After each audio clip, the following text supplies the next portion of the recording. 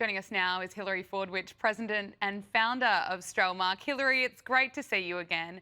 Let's start with Minnesota Congresswoman Ilhan Omar and her comments in that interview on CBS Face the Nation, where she compared Stephen Miller, who's Jewish, to Nazis in Germany. And also in that interview, she suggested that the Somalians in Minnesota, the Somalis, they are the victims in this massive fraud scandal where hundreds of millions of dollars that were supposed to be going to hungry children was actually funding lavish lifestyles and going overseas. And of course, the majority of people charged as part of that fraud scandal were part of the Somali community in Minnesota.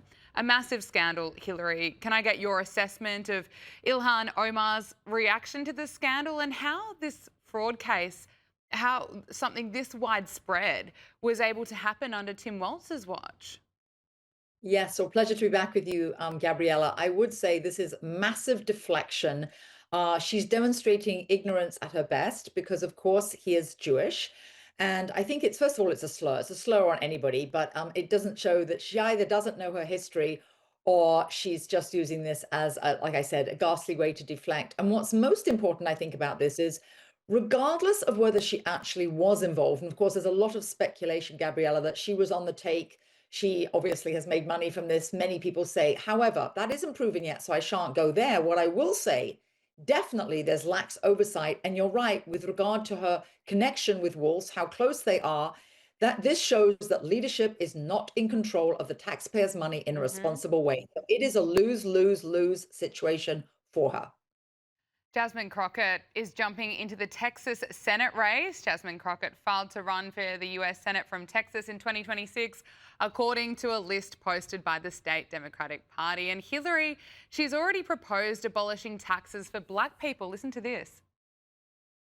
Just this past week, I saw, I don't remember which celebrity, but it was actually a celebrity. And I was like, I don't know that that's not necessarily a bad idea, but I'd have to think through it a lot. One of the things that they propose is black folk not have to pay taxes for a certain amount of time, because then again, that puts money back in your pocket. But at the same time, it may not be as objectionable to some people about actually giving out dollars. But obviously then you start dealing with the different tax brackets and things like that. And that's one of the reasons that, you know, we argue the reparations make sense, because so many black folk, not only do you owe for the labor that was stolen and killed and all the other things, right?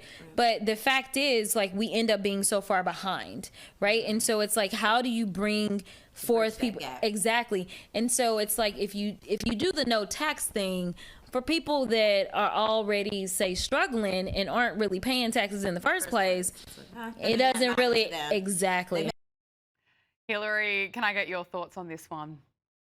Yeah, absolutely. First of all, she's demonstrating her ignorance with regard to anything constitutionally possible, because, of course, this is mandating by race, which is unconstitutional. So she doesn't know the Constitution. Secondly, it's a Senate race, which is statewide in Texas. So I don't think this is going to go down very well. And last but not least, she is definitely disregarding the over 364,000 Union soldiers who died, white soldiers who died fighting to abolish slavery. So she's disrespecting them. And it looks to me just like another ploy for votes, another ploy for some kind of handout, and playing the victim card. And it's going to backfire, I suspect. Now, Donald Trump has announced that the US will be taking a portion of the hundreds of billions of dollars received in tariffs to provide economic assistance to American farmers. Let's listen to him.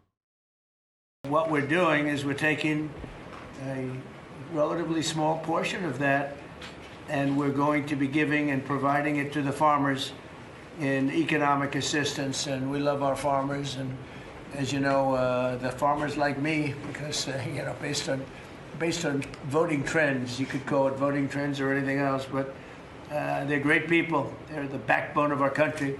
So we're going to use that money to provide $12 billion in economic assistance to American farmers. $12 billion is a lot of money, Meryl. What do you think? Peanuts for you, though, right? Peanuts. She's a farmer of rice. So $12 billion going to farmers. Farmers, of course, have faced huge financial losses this year, particularly for soybean producers who've been hurt by the trade negotiations with China. But we are already hearing farmers thank Donald Trump for this. Hilary, what do you make of this package? Do you think it goes far enough? Well, I do think that it's very important, Gabriella. I don't know whether it goes far enough or not because I don't know exactly how many farmers there are. But from everything that we've seen, read, and I've researched, this is all due to, you're exactly right, what happened.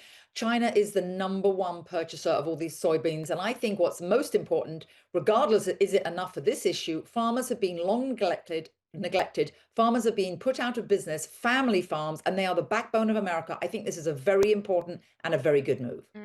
We are hearing a lot about how Donald Trump isn't doing enough to fix the economy, and that's certainly the attack line from the Democrats. Treasury Secretary Scott Bessent has predicted that the US will end the year with 3% real GDP growth as Donald Trump prepares for this national affordability tour. Hilary, what are you expecting from this affordability tour? How crucial is it ahead of the midterms? Well, the midterms, luckily, are quite a way off. I do think that definitely the Republicans, by July, we need to have a booming economy, or else Republicans will face a devastation at the midterms.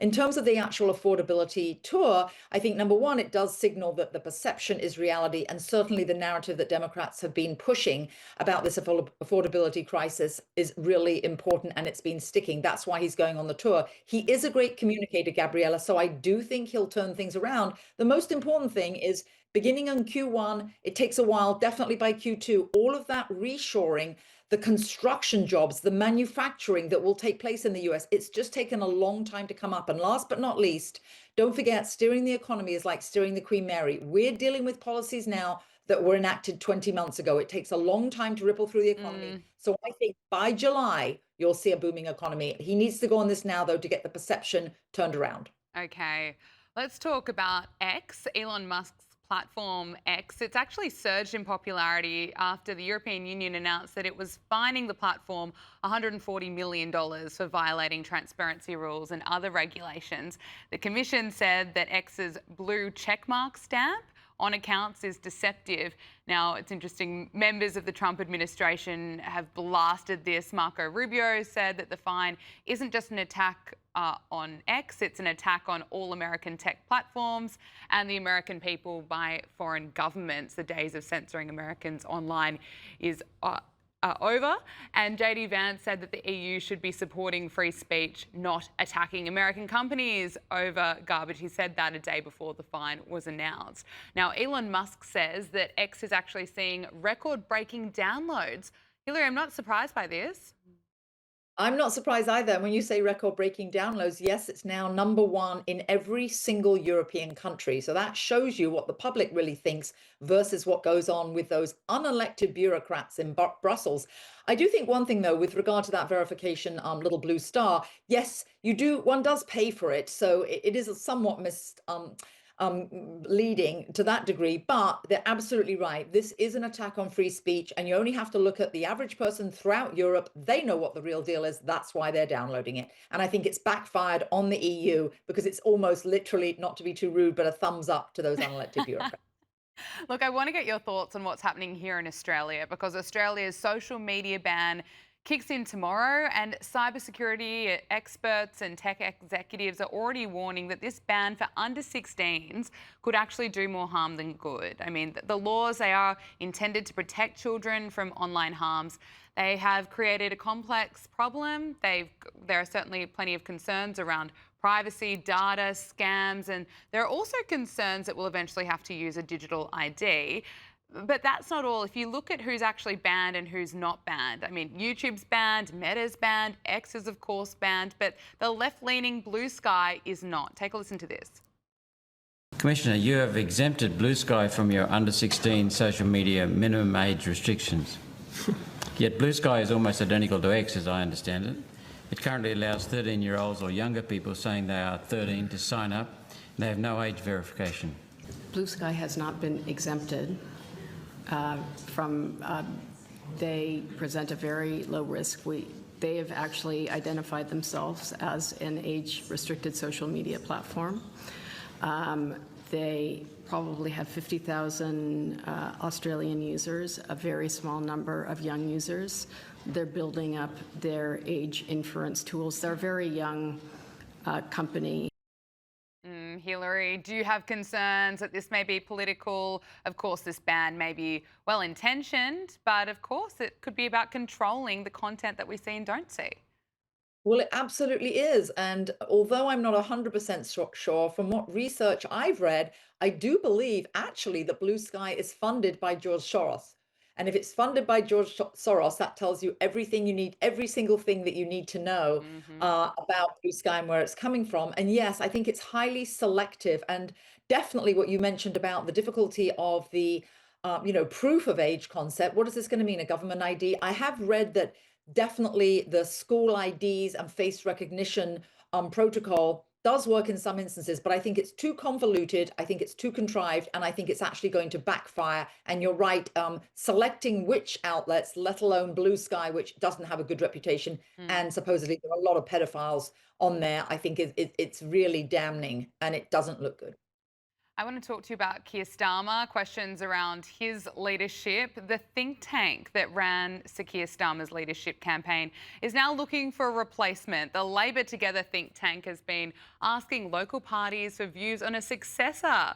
According to The Times, a survey sent to local parties by Labor Together asked who has the best chance of leading them to electoral victory at the next general election instead of Keir Starmer. It listed 8 options, including 5 cabinet ministers.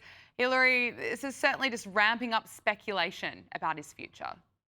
I don't think that he's going to last past May, Gabriella. He simply can't. I don't know that he can outlast this. When you have this, and they actually, the number of participants that came back, they basically they do want anyone other than Keir Starmer. They were given all these options.